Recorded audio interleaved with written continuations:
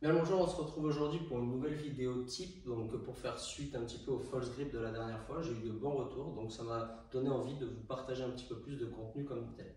Aujourd'hui, je vais me concentrer principalement sur les toes to bar et vous donner quelques tips, notamment sur l'importance de la technique. Comme je dis souvent dans mes cours, plus vous maîtrisez technique, plus vous avez de possibilités pour manager un long set unbroken. Je prends l'exemple des toes to bar qui utilisent donc votre fléchisseur de hanche, vos abdominaux ainsi que votre press back. Donc particulièrement votre triceps et votre grand dorsal. Sachez que bien entraîné, votre fléchisseur de hanche ainsi que vos abdos seront plus endurants que votre press back. Ceci étant dit, c'est pour ça que je conseille souvent aux personnes de commencer par du straight legs et donc d'utiliser plutôt une compression sur la capacité à rapprocher son buste de ses genoux et donc de ne pas fatiguer son press back au début de son set. Voici l'exemple.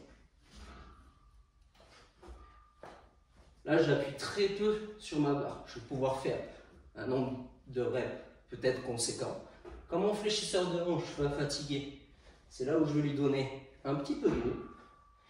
Et enfin, quand là le fléchisseur de hanche et les abdos commencent à être un peu en PLS, c'est là où j'utilise la force de mon press back pour soulager le tout. De cette manière, vous aurez plus de gestion d'effort sur votre set. Pour parler concret, quelqu'un qui utiliserait seulement la troisième technique ferait peut-être 30 répétitions et devrait breaker, pour exemple, d'un set de 50 répétitions. A l'inverse, une personne qui maîtrise ces trois techniques pourra utiliser par exemple 15 répétitions sur la compression, 15 sur l'entre-deux et finir par 20 en appuyant sur le press back.